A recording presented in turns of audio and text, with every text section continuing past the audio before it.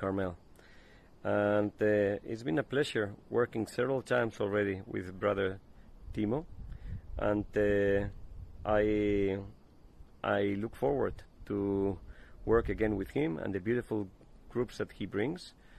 Really nice people that are a blessing to us, to this country, and I have a wonderful time going through the country and sharing and learning about all the different important things that happened over here, and being part of the amazing groups that he organizes.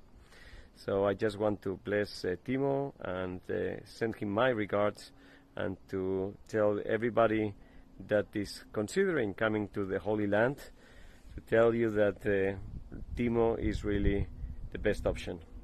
All the best. I have taken 2 tours of Israel with Pastor Timo in 2013 and in 2016.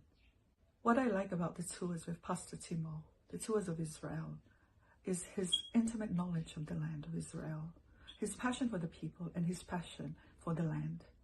He's a great Bible teacher, and he was able to explain clearly the events of the Bible that occurred at the various locations we visited.